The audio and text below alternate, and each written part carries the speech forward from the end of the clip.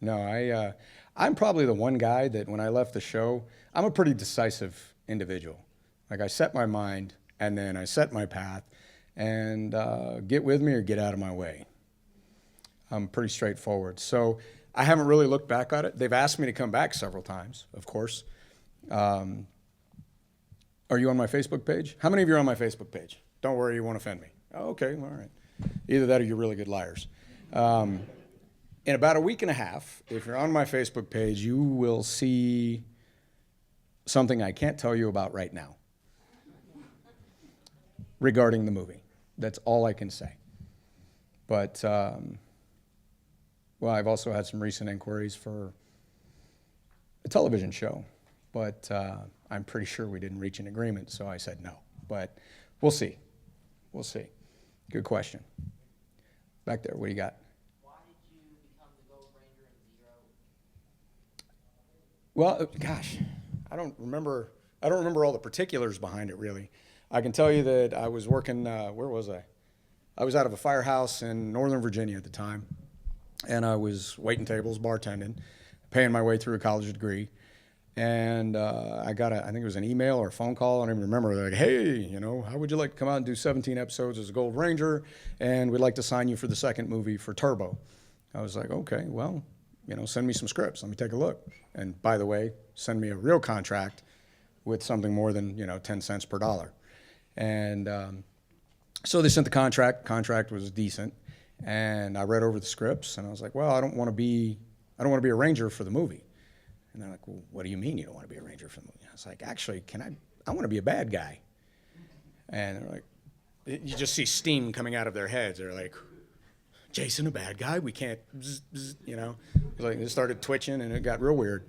And pretty soon they warmed up to the idea. Next thing I know, they added Amy to the movie, and then we were both abducted, turned bad, turned back good, saved the day. I was like, wow, okay. So I had a good time. It was 17 episodes, Gold Ranger in and out, and then Turbo the movie. So, which was insane because they spent a ton of money on the sets for Turbo. I walked in, and it was just maybe this entire upper floor and the floor beneath it in height and size where they built the volcano scene. It was ridiculous. It was incredible. And I started thinking back to the days on the TV show. It's like, why didn't you guys do this for the show? What the hell? I couldn't even keep my mask put together. You see scenes where I'm talking in the communicator? Different scenes. Most of the time I'm up here like this. Zordon, come in. You'll see a few scenes out of like the 100 I did. Good luck finding them. Where I'm holding my watch like this because it was broke and they wouldn't fix it. So, and here we're on this $1 million set for the movie. I was like, you guys suck. But it was kind of fun in a love-hate relationship sort of way. Shoot. Yes. How did Jason get his powers back? And Red Forever? Powers never really leave you, brother.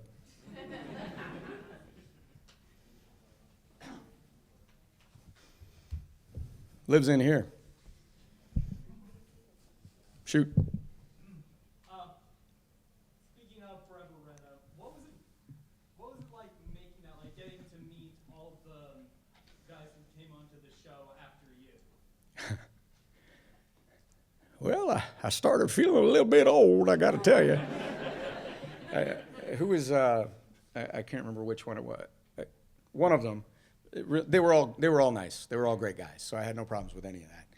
But it was a little awkward to walk up and have somebody that, is young, buff, in shape, an adult, look at me and be like, I grew up watching you, and he's a Ranger. I'm like, oh, wow. And at the time, I was in my early 30s. So, I mean, I was the youngest of my cast by a lot when we started filming. I signed a contract at 17, and by 18, I was filming. So how they made me the leader is still I haven't figured that out, but they put me in charge, and everybody else was older than I was. Some of them a lot older. I won't tell you who. David Yost. So anyway, it was kind of weird how that came to be, but it was really neat. They were all gracious. I had no idea there'd been so many. I left the show, and like I said, I'm pretty, I find my path and I go, and I don't look back. Looking back a lot of times is a waste of time for me. Learn from a mistake, learn from a lesson, and then move on. Time to go. Something else to do, create, be a part of, whatever. So I didn't really look back. So when they called me up out of the blue and they're like, yeah, we're going to bring in all the other Red Rangers. And I was like, well, I knew Frank had been one. I knew Rocky had been one. I was like, okay, how many have there been? I was thinking 2 or 3. They're like, 11. I didn't even know what to say. I was like, wow. Because I didn't realize that after we left the show, they started forcing the cast to change every season, with the exception of the 3 that stayed when 3 of us left. And so that was kind of a trip for me. And Steve didn't end up making it into that episode. I guess he was, I don't know what he had going on. He was busy with something. Yeah, maybe he was moving. So I ended up being there with these 10 other guys, or 9 other guys, and I thought it was pretty cool. Great guys, all of them. They've all brought their own legacy to the Red Ranger. So, yeah. Being a Power Ranger, I think, is something that a lot of people that watch the show aspire to, a dream they have. I think because of the impact that it's made on fans. And I'm just curious if you have any stories of meeting a young fan or a young child that just really moved you and really made you proud of the experience you had on the show. There's so many. So many. Early on, I met, who was it? I can never remember. Edie was his mother's name. I can never remember her last name, but I still remember she lives in Indiana. And I'm actually wondering if I'm going to see her when I come up to Indiana here soon. We'd been filming maybe a year, and she came out to the set, and her little boy at the time had what they thought was going to be a terminal brain condition. And without sharing her personal information, now that I've said her name. And I remember, money was a problem, insurance was a problem. These were Make-A-Wish kids. So this was their last wish. And money was an issue. She didn't have the money that she needed for the surgery that would save his life. We weren't rich on the show because they just weren't paying us. But I remember meeting with her and meeting with him and the other Rangers. We all met them. It was a great family. And I think Tommy was his favorite Ranger, but I just fell in love with the kid's story. And before she left, I wrote her a check, for everything I could spare. And it turned out to be enough that she could get the surgery. And today, this little boy who wasn't going to make it is in his mid-20s. And, it's powerful. There's other stories like that each of us, all of us have. I can remember going to a cancer hospital in New York City and going in to meet, again, these just heartbreaking situations, little boys, little girls who are not going to make it. And I remember coming to this one room, and they're like, well, you can't go into this one. They're like, you got to put on, and they had me dressed, and before I knew anything about medicine, had me all dressed up in hairs and buns and masks, and felt like I was, going to war. I was like, he's not even going to recognize me. They're like, well, you can pull the mask down. There was 2 doors to the bedroom. It's what was called positive pressure. And the idea is that the air in the room, the air pressure is so high, it blows everything out. That way none of the germs from outside of the room can be sucked into the room and cause who knows what horrible infections these people with suppressed immune systems have. So I'm standing there at the door, and I pop open the mask, and I remember just seeing this tiny framed little girl. And he had 2 pink buckets, which I now know are emesis basins. And one of them I could see toys in, and the other one I couldn't really see what was in it. And in her hand was a Red Ranger doll, and just playing with the doll, bald as a jaybird. And I remember kind of watching her play for a minute because she didn't know I was there. And she leaned over and she got sick in the other bucket right next to her toy bucket, and sat up, wiped her mouth, and went right back to playing. I mean, that was just a day in the life of the operation for her at that point. And finally, I think one of the nurses knocked on the window, and she turned and looked, and I pulled down my mask, and immediately she just lit up. I just watched her from her toes all the way up, lit up and smiled, and looked at her doll and looked back at me, and then just went back to playing. And that was a moment I'll never forget. So here's this beautiful little life that I had the ability to touch, and don't have any more right to touch it than any of you. But I was pretty blessed by it. So, and the nurses told me that they hadn't seen her smile in 3 months. So that still touches me, that one, to this day. So lots of stories like that. And I've seen them in different countries and different languages all over. And it's just, You can't be involved in something like that and not be blown away by the impact. And it took me years and years later to understand the impact I truly had and my castmates truly had on you guys. I mean, we knew the show was popular, but social media wasn't back then like it is today. So we knew we had great ratings. We knew it was super popular. We knew Saban was making billions, and that's what we knew. You know, I knew if I walked down the street, pretty much anybody with kids or young parents was going to be like, I know that guy. But that was really it. So today, to come back after all this time and to hear your stories, you know, another guy comes up to me in his early 30s and he sits down or stands at my table, and I can tell he's on the brink of something really emotional. And, you know, tears are in his eyes, his complexion's going red. And he explains to me, he says, you know, I have to tell you a really important story. And I get these all over the world. He says, my dad and I, one of our favorite things to do, we bonded over watching Power Rangers. And I got to watch you, and you were my dad and I's favorite Ranger. And we loved, he said, we loved how brave you were. And I was like, okay, well, thanks. You know, I couldn't understand the emotion behind that statement yet. And finally he says, when he was 4, after about a year of bonding over the show, he died unexpectedly. So when I went to his funeral, I placed your doll in his coffin because I wanted him to be brave. And what do you say to that? It's kind of cool. Next question. Yes, you. My favorite Power Ranger? Training. Good question. What you got? I want to say two things. First of all, growing up, I think back 20 odd years ago, watching you on TV. I still remember the King Sphinx episode where you have to take them on yourself. I mean, 15 years to be able to finally watch that after looking forever fun. I want to say it's still one of my favorite memories, just watching you on TV. My nephew still loves to see it. He's 6 and man. The second thing I want to say is, I know the big project is the movie The Order. Mm-hmm. I've seen you do it. I've seen J.J. Frank do it, and all you guys. How big of a part do you have this, man? It'd be kind of awesome to see you guys In the Order? full force in your prime. In the movie The Order? I'm not sure how much she's going to let me say. How about I can say this? I'm in a extremely prominent position, one that will not go unnoticed. When's it coming out? I mean, I'm eager to. That's a question for Karen. Right now, I know that she's producing that film. I'm just one of the monkeys in front of the camera on that one. So I've got other films I'm producing, but that's not one of them. So she's working some deals behind the scenes. So if you stop by her table, you want to know more about The Order, she can fill you in on if, whens, and wheres. I know that we're all hoping to finish it up this year. But there's a huge cast involved in The Order. So.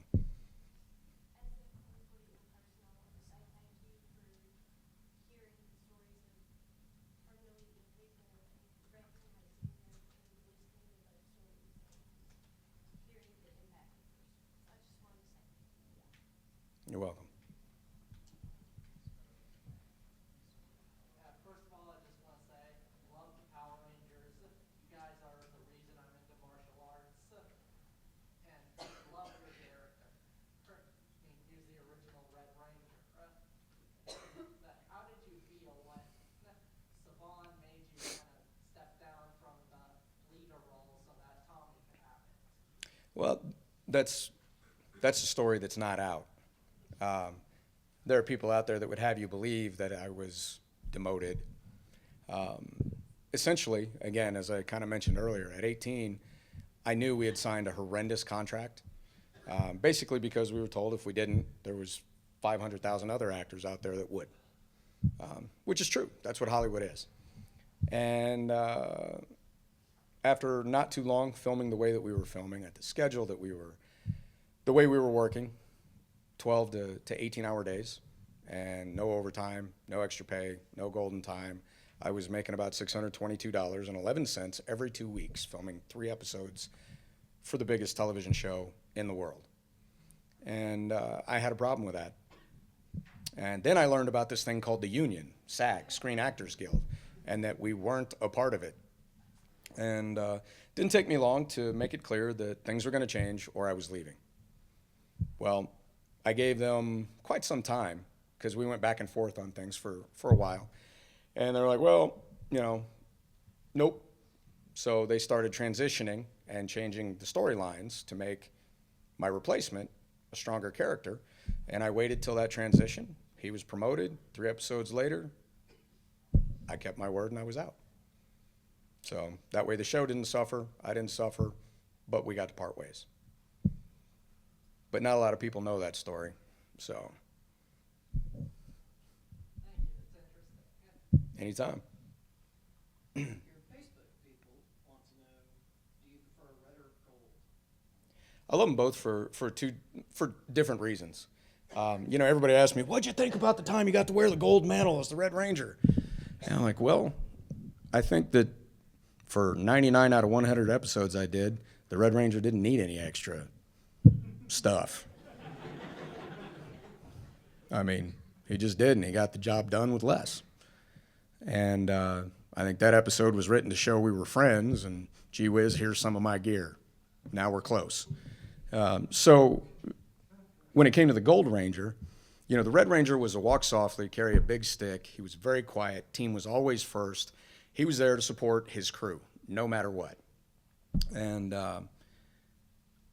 he wasn't really all about him. He wasn't a show-off. He wasn't a big talker.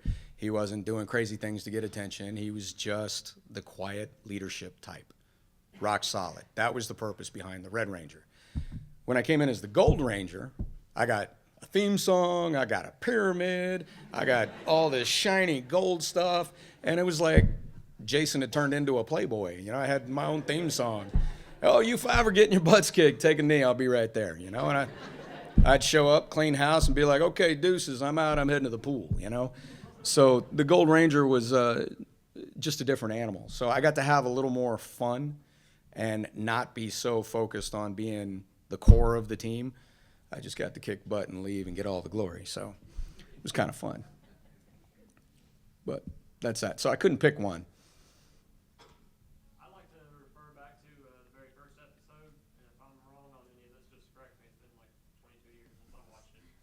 So, first episode, we learned who Bulk and Skull are pretty quick, and they're jerks. And you pretty much challenge them, show them up with a move called a tornado kick, I think it was.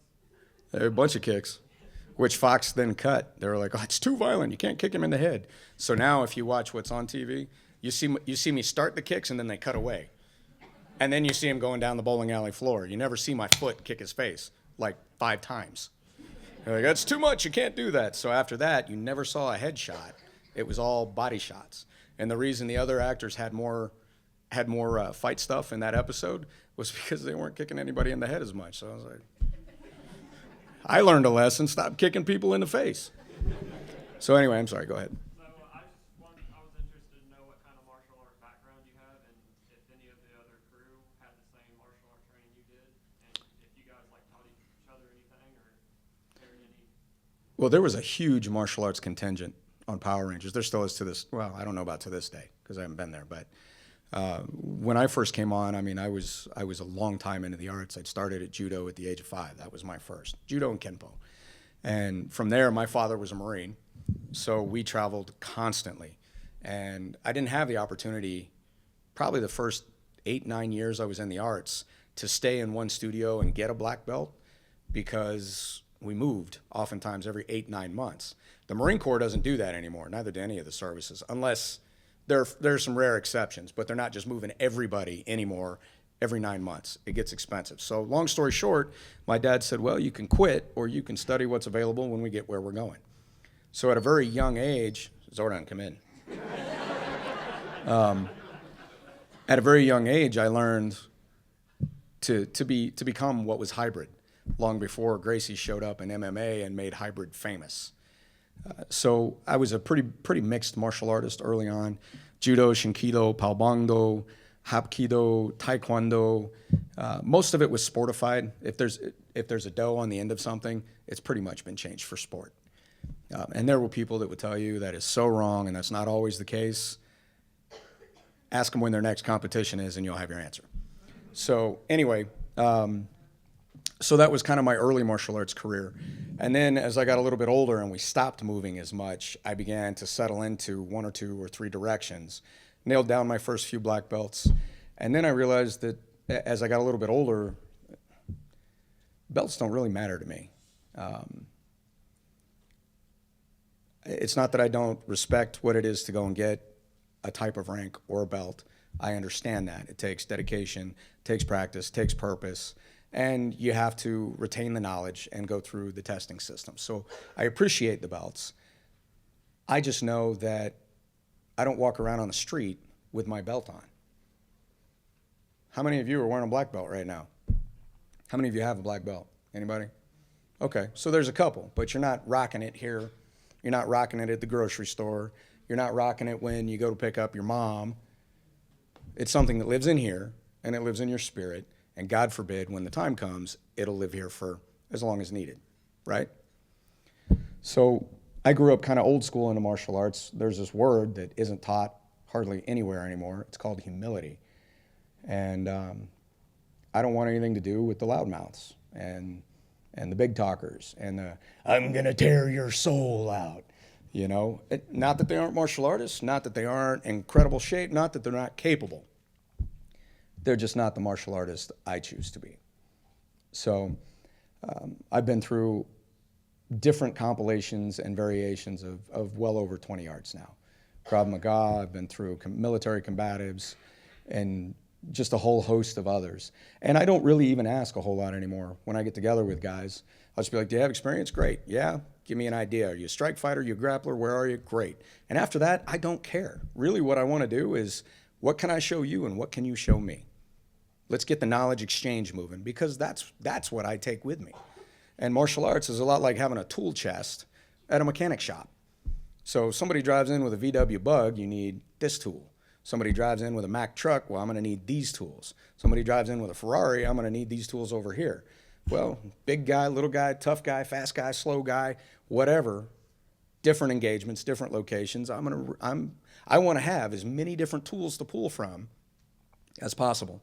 Things I got away from as I got older in the martial arts were the fancy kicks, because I realized it takes a lot more time for me to pick my foot up and put it on your face. And at that same time, I can put this on your face 10 or 15 times if I know what I'm doing, in theory, right? So, you know, it looks great. It's wonderful, good for TV, but it's not my focus anymore. I like the very close, up personal sorts of combat operations and teachings now. Krav Maga, I've got some stuff I've learned from some Russian special operators, stuff I've learned from U.S. special operators that really has become my staple. It's not fancy, it has one purpose, and that's for someone to put you down quickly and in the situation. So it's kind of my background. Did I go on for a bit there? I guess so. But anyway, I think that a lot of what some of the martial artists have turned out to be today, it reminds me of the WWF. Not that they're not, again, incredible athletes. I don't need to run my mouth. I don't need to do all the talking. So that's not the martial artist I choose to be. What you got? Yes. How did you feel when you lost your Gold Ranger powers? I felt like I held them well for Trey, and it was time to give them back. So I felt like it was a job well done. Can you tell us or share more stories about Tweet? Because obviously she's not here anymore, like special memories you have with her, or what you think she would feel with the popularity still being as it is? I think she'd be just as stunned as I was when I came back to this a few years ago. It's one thing. I mean, think about it. How many jobs, I mean, tons of jobs you guys all hold in this room right now. When was the last time you got to sit down and spend an entire day, much less a weekend, having a never-ending line of people walk up and just thank you for your work?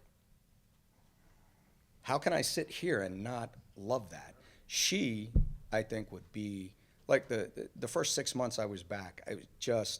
I couldn't even wrap my mind around it. So I know Twee would feel the same way. One of my favorite things, Twee was a lot like a sister. So I loved her hair. Long, jet black, silky smooth, loved her hair. And she used to just kind of, because the suits were really thin and the sets were gold. So there were a lot of times we'd be on set for hours, and I mean, we're just, because none of us had any body fat at the time. And my 8-pack had another 8-pack. So I can remember Twee a lot of times I would lean up against the command center counter while we're waiting on directors or lighting or makeup or any one of the 5 million things that would always make us wait. And she would kind of lean in against me and just back up. And I'd just wrap my arms around her waist and she would huddle in, and we're trying to share some heat. And, Walter and the other guys would do it too. But Twee was just always the one that just fit. And she was just a very comfortable spirit and soul to be around. And she was an amazing person. So, in a lot of ways. She also had a little devious side to her. A lot of times things would go on, nobody had any idea, and you just see her chuckling. And she'd just giggle and walk away. I'm like, I got you. So that's pretty much the stand of it. She's just a great soul. Earlier you had said that you did fireman work in Northern Virginia. What part of Northern Virginia? I started out in Sterling. What station number did you end up at? I was at 11, 15, 25, 18. My mom used to work at the fire department, so that's why I asked. Yeah, Loudoun County training facility out in Leesburg was where I got my initial EMT basic training. I know it well. Sir? Did you watch the Power Rangers? Did you watch it after you left? No. There's something about, what do you do for a living? Machinist, Okay. So what do you make? dies. Okay. So after you spend all day making that, do you want to sit down and look at it? That's kind of where I was with Power Rangers. And my all days were 12 to sometimes 18 hours, 6 days a week. So I appreciated what I did, but I had no desire to look at it. I did. Now, when we would come back, we would do what's called ADR, or audio digital recording, where I would have to come in and there would be some footage somewhere, like with the Japanese spliced footage, where you had to, the Red Ranger from Japan was jumping up on top of the Tyrannosaurus, and it clearly wasn't me, because you can always tell when it wasn't, because the Red Ranger that wasn't me, he was like this big around, and just this little Japanese guy. And then when I'd put on the suit, I was like, people were like, oh yeah, that's him. So anyway, I'd have to go in and lip sync to his motions, my voiceover. So I actually got to see more of the episodes doing voiceover than I ever did sitting down and watching them. With the exception of now, I hear them constantly because my 4-year-old will never let me turn it off upstairs, which I think is God's way of punishing me, just so you know. Anybody else? Yes, ma'am. I've never even asked him. I think I'm just trying so hard. I'm like, la, la, la, la, la, to tune it out. His big brother has got him watching the original series, because I provide zero influence for this stuff. Well, that's not true. Occasionally, he'll be reading a Spider-Man book, and Spider-Man goes through and he has to beat Doc Ock and all these other characters, and he'll ask me to read him the book. So I'll be like, and Spider-Man goes in and fights Doc Ock, and then the Red Ranger shows up and saves the day. So sometimes I might do something like that. Just saying. But so his big brother's got him watching the shows and has started him there. I have no idea how far and what seasons they've made it, and I hope I never find out. So, but they enjoy it for sure. I just try to turn it down so I don't have to listen to it again. The theme song is painful for me. What are your thoughts on the new movie coming out? Whew. Did you just meow?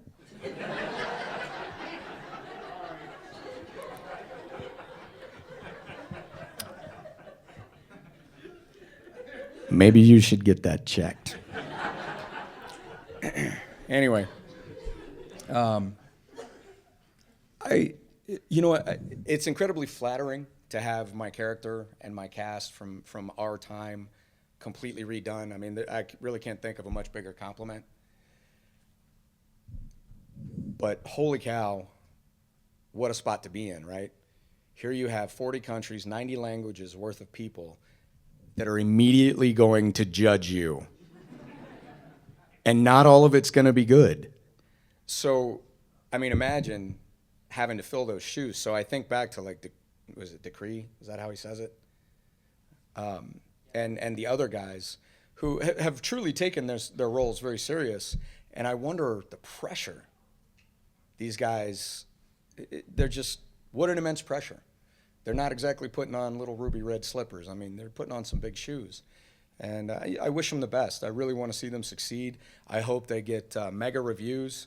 I hope everybody loves them. They win academies. And I hope Heim makes no money on it, as long as they get Academy Awards. But I think that, really, I'm just bracing to see how you guys deal with it. I can tell you, if you're on my Facebook, in about a week and a half, you'll hear my reaction in one form or another. So, because I obviously haven't seen it yet. But we'll see. What do you think of the Justice League versus Power Rangers short story comics that are coming out right now? That is so cool. Did you see me in the one next to Wonder Woman? I'm hoping we film that soon. Just saying. Little guy in the yellow.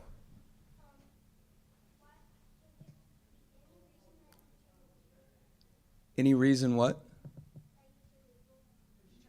Any reason that I did or that I would turn evil?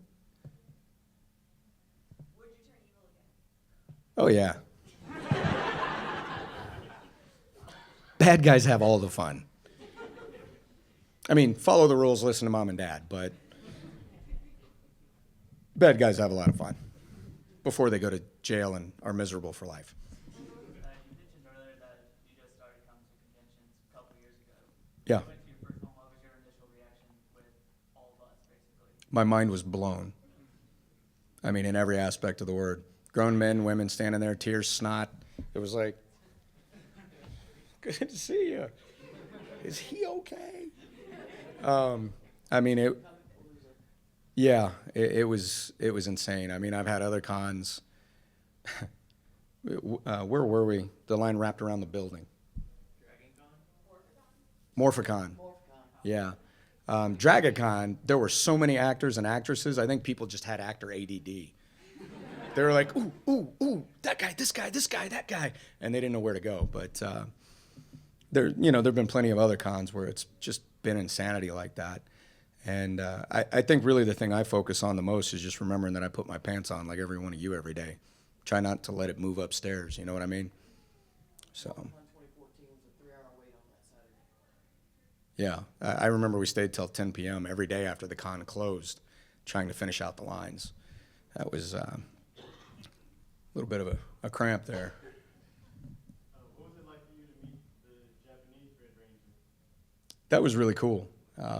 One of the things that's always kind of quietly bothered me is when folks call me the original, because I know that there was someone before me. And first time I got to meet him, that was 14, right? 2014? So I got to meet him, and we had a translator present, and we were just catching up on all sorts of different things with the Japanese cast. And Karen Ashley, she actually did an interview with all of us on her talk, Uncensored Talk, thank you. Yeah, Uncensored Radio, Uncensored Talk. So we had this great interview and a lot of talking, and we finally made it out after the con, and we had a beer. And we're sitting there, and the translator's explaining things, and finally I looked at him, and I was like, okay, so I've got to ask, what number Red Ranger am I really? And he just looked at me, and I could tell he wasn't expecting me to ask that question. And so there's a little conversation between them, and finally he looks up, and he comes back, and he goes, number 26. That's a long ways from the original. I'm just saying. Like, ask who came across third on the finish line. People are like, oh, that guy. Who was number 26? They're like, why are you even asking me such a stupid question? You know what I mean? So I got to give a little respect where it's deserved, and it was great to be to meet the original team that gave life to something that we could take out to the rest of the world. So I'm proud of what we accomplished, and maybe I'm the first outside of Japan for most, but I know the truth. Now you do too. Don't tell anybody. How much interaction did you and the cast have with David Fielding, the voice actor? Very little originally. I remember when he came in the first day on set, poor guy.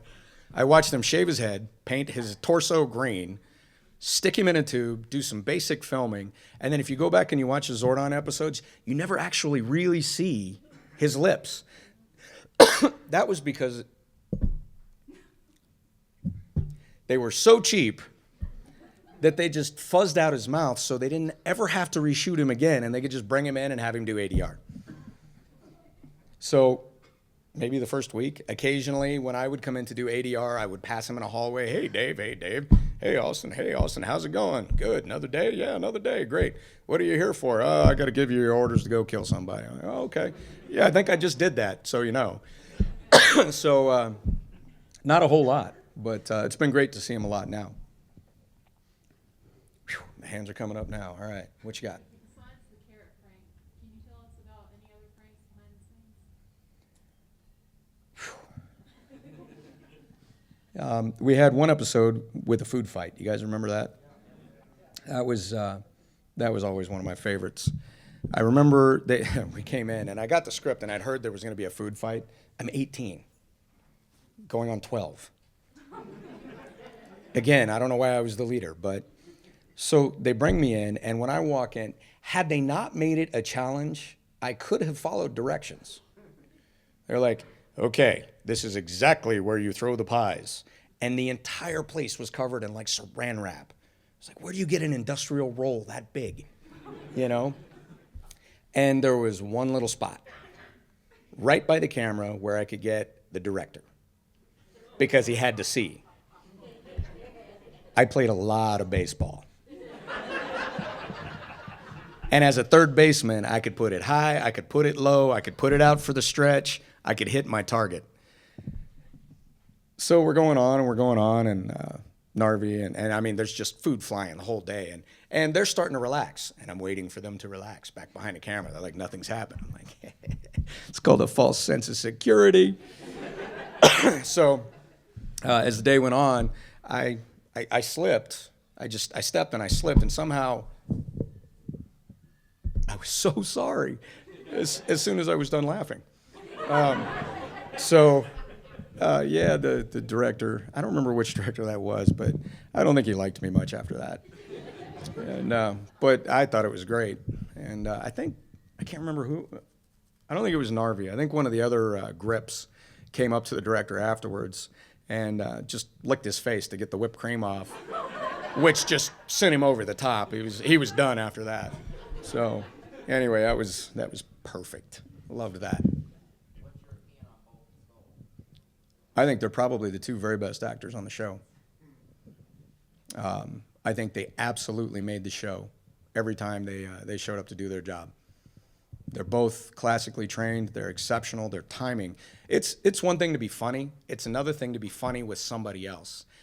Being funny together requires an exceptional understanding of your timing, not to mention the material. And let's be honest, Power Rangers was not rich with material. It's not like they were writing The Godfather. So these two took what they had and made it what it is. I mean, they're just as famous probably as any other Ranger on the show. Everybody knows those two idiots, and we love them. So Jason Narvi, who played Skull, he's got a PhD, teaches acting, Indiana? Chicago. And Paul Schreier is just, I don't think there's any role he can't do. He's going to be involved in the order. So a lot of stuff. They're pretty incredible. Let me see. Who haven't I picked yet? Okay, what you got? Do you have any like high and lows from working on the set of Power Rangers? Well, how old are you? Okay. Highs. Probably would have been days where I spent all day doing stunts and nothing but fighting and making the directors freak out because they're like, Austin, you can't do that. And I'm like, well, I'm going to go over there and do that. You can point the cameras that way if you want to, just so you know. Some of the lows would have been early when I was like, hey, this is what I'm going to say. And they're like, no, you're not. Okay, before I knew better. So probably that would have been it. People recognize you as a Red Ranger when you're fire department? Yeah, sometimes. It wasn't super often. I got recognized once in the Middle East by a soldier I was taking care of. He got pretty busted up. And once I fixed up, I splinted him, gave him some happy drugs. He started feeling pretty good. And I remember as the drugs started hitting him, and I saw his body, the tension relax a little, and he's holding himself, and he just kind of, and I'm sitting over here, and he's like,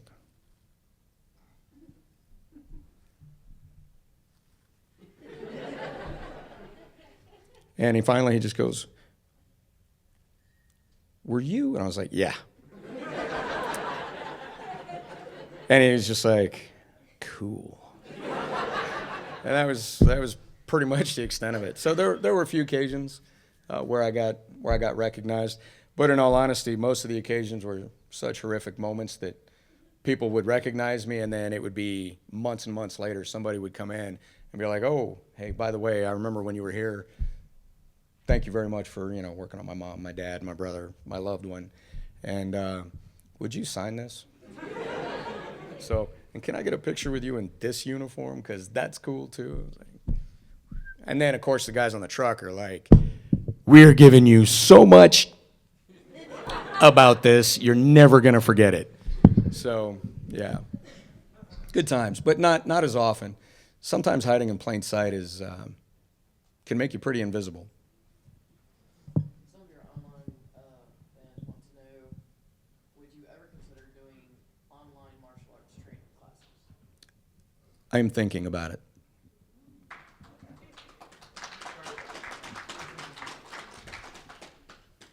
We had a pretty successful class last night. Well, I already told you, military personnel. We had some cops in there, and we had some complete rookies. With some of the rookies, give them some basic techniques, build on it based on their skill level, and then I get with some of the guys that had more experience and show them a few other tricks, and when I could slip over their way, which was more often than not, and add some pretty cool things, especially for the officers. Things that will help them on the street without getting them in trouble. So, anyway, anybody else? I didn't want to talk to you either. Fine. Do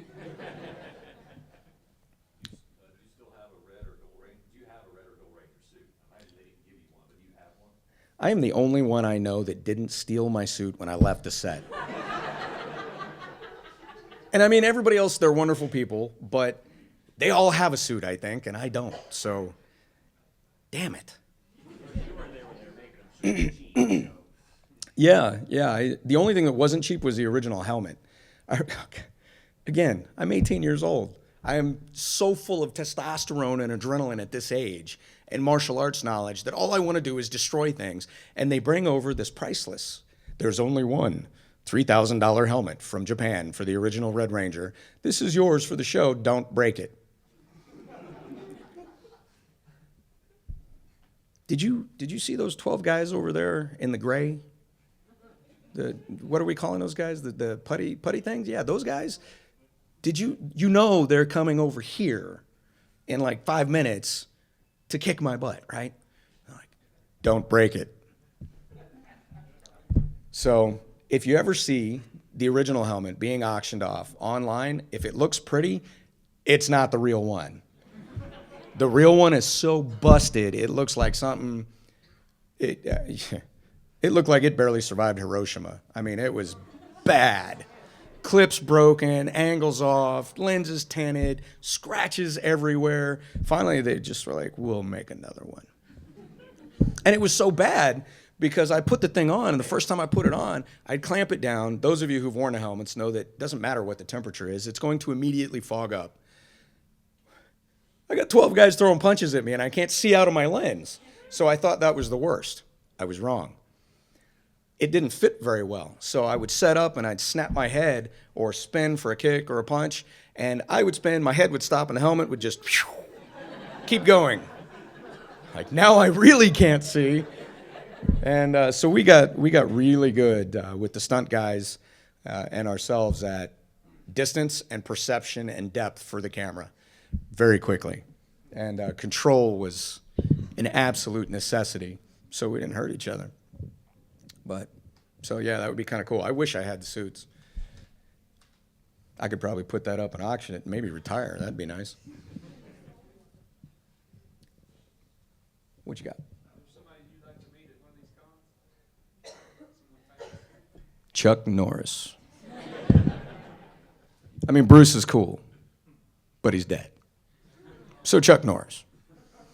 You know he has an extra fist behind his beard? Just saying. Huh? I was gonna say, is that what you're working on? Why you started your beard back there? No, I originally started growing out my hair and my beard for a project called Survival's End.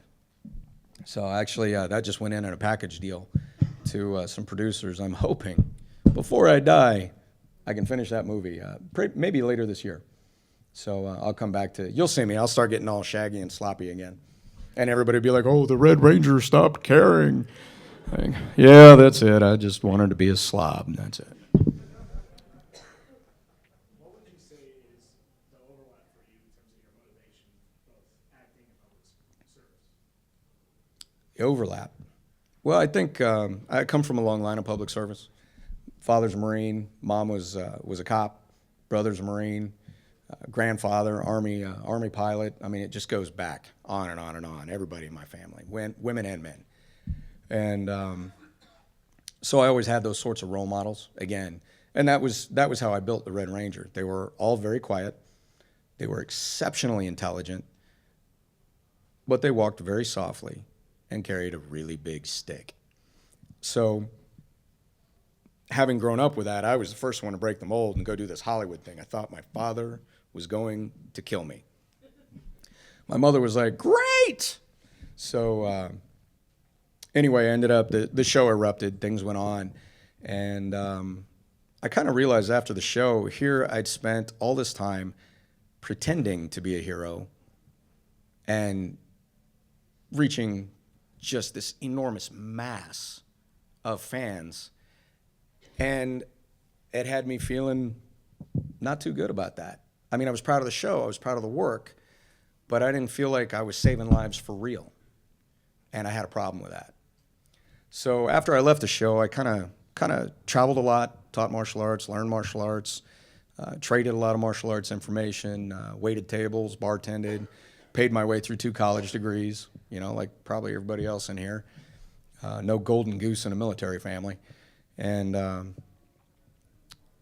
it kind of hit me one day as I was bartending. A buddy of mine came in and goes, hey, man, you should come down to the fire department and check us out. You're an adrenaline junkie. You know, you're an alpha male. Come check it out. I was like, all right. And once I got started, I never looked back. So pretty cool. So I think the idea was I wanted to do it for real. I wanted to have something that I could feel like when I spoke to you guys and when I spoke to my children that would help me hold my head a little bit higher. So that's probably the overlap.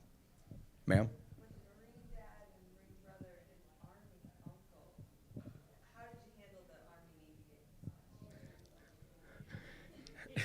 game? I'm a Marine. Semper Fi. Honestly, the football wasn't a big deal in my family. I played a lot, but my father, he was a Mustanger in the Marine Corps. So that means he was enlisted, got out, finished college, went back in as an officer. And Mustangs are some of the most respected officers in the Corps because they get both sides, the enlisted, the NCO Corps, and the officer corps. Yeah. So there was a lot more time spent in my family focusing on this. There was tons of training. We were always in incredible shape, but lots of time on this. To this day, in this iPad right here, I've got everything from Socrates to Plato to physics to algebra. I just got a book on algebra. I was like, I haven't looked at that in forever. I want to learn that. Relearn it, you know, just to learn it. So I find myself constantly going over stuff like that, trying to sharpen this tool because this will be with me long after this, I hope. So football was something I played. I loved it. I remember I got drafted as a freshman to the varsity team, and I was all legs from all my years of martial arts study. I had tree trunks for legs and a really strong core from all the arts. So I remember the big seniors trying to tackle me for tryouts, and I just ran straight through them, and I was quick. So coach was like, head to that end zone. I didn't stop, and they felt pretty bad. So I made a fool out of their star running back. He got demoted. I got put on the team, and there were a few times where I got hit a little extra hard by some guys who are like, what are you doing up, you freshman? All right, try and catch me now. So, but my dad was a Dallas fan. So I was born in New Mexico. They didn't have a team. Closest one was Dallas. So to this day, I'm diehard Dallas. And my wife loves the Redskins.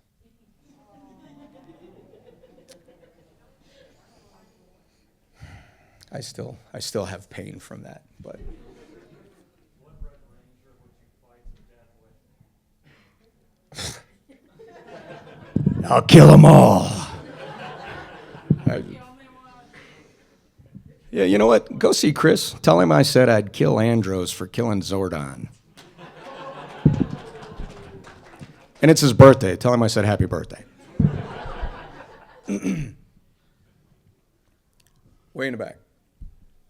First off, I'm actually friends with Chris, so I can tell him that. Oh, me too. I'll make sure to tell him.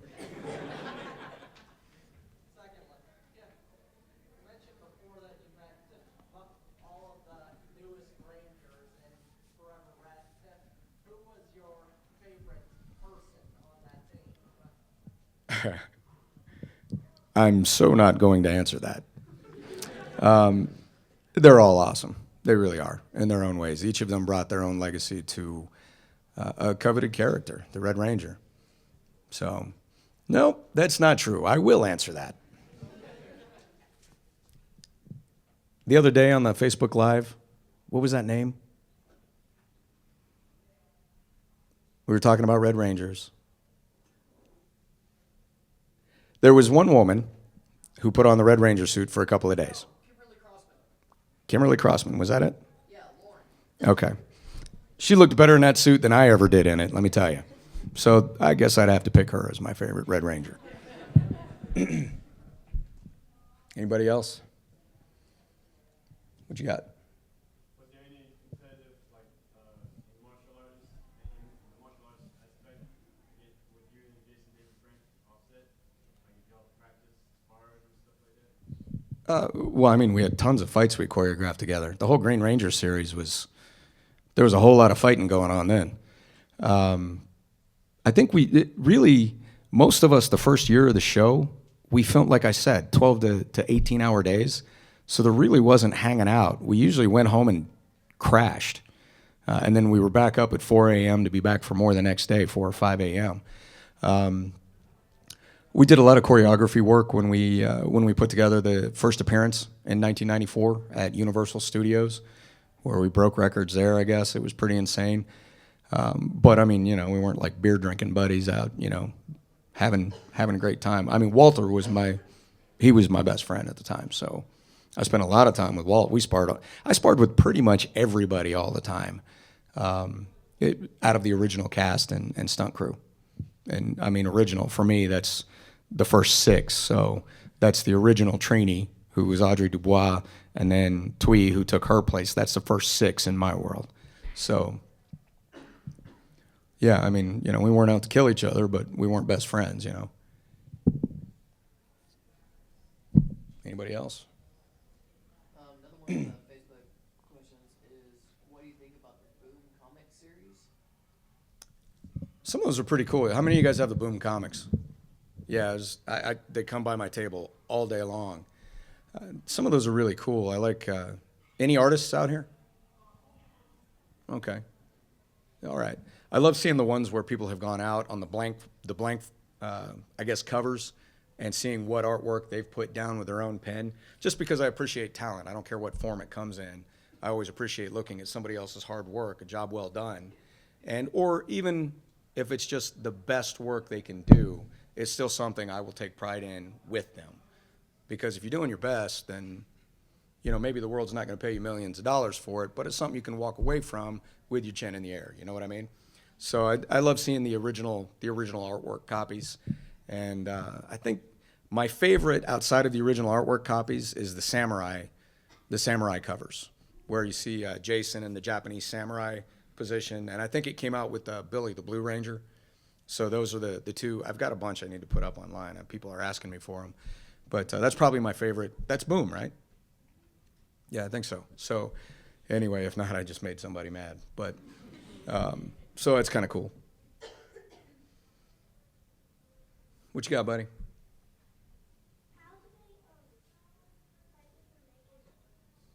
How do they fight with the Megazords? Is that what you said? How do they fight with the Megazords? Is that right? You talking about Rangers?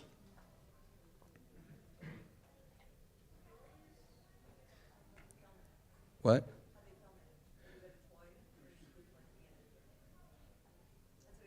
Who's dad? Should I give the 100%? Okay. All right. I don't want to upset anybody if I shouldn't. Long and short, they put guys in great big suits, and they built these miniature cities that they would have the guys walk through these cities in these great big robot suits, and then they would fight each other and knock over every building in Angel Grove, which was magically rebuilt an hour after the battle. The contractors were amazing in Angel Grove. Yeah, and the budget was endless. So that's how they did it. Okay, since you brought up Chuck Norris, if he challenged you to a fight, who would win?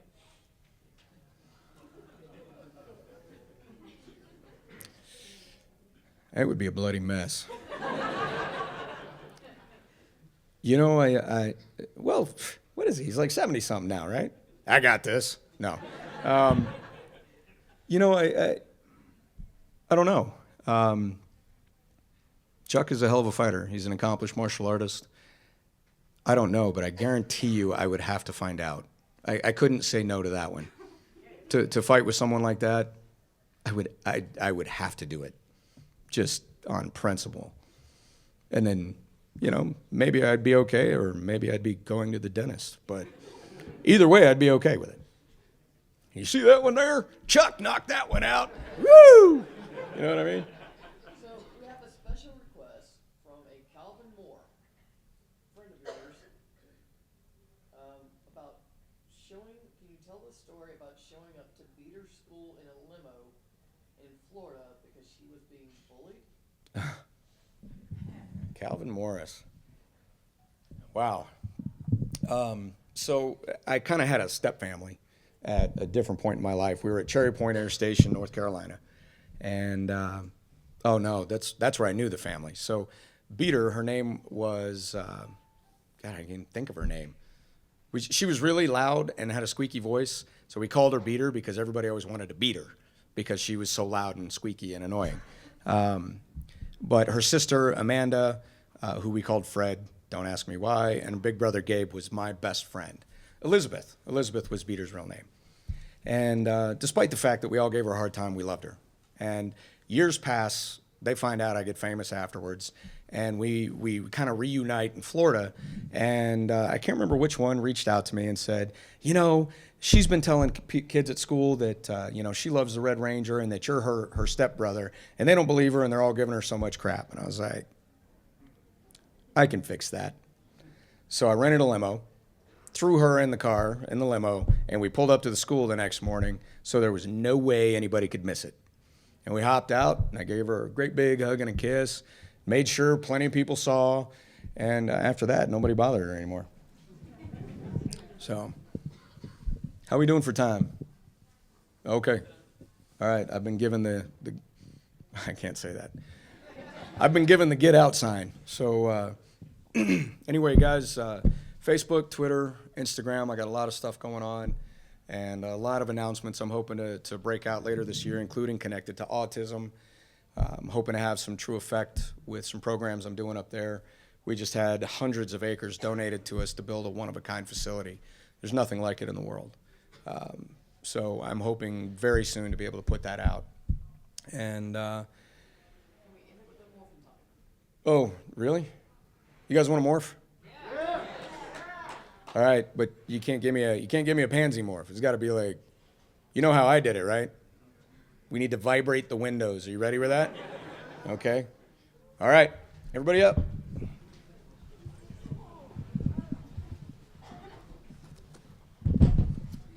Okay, so let's give it a practice morph because I don't buy it. All right, I want to listen for you. You guys on Facebook, be the judge. Tell me, are they shaking the screen at home? 1, 2, 3.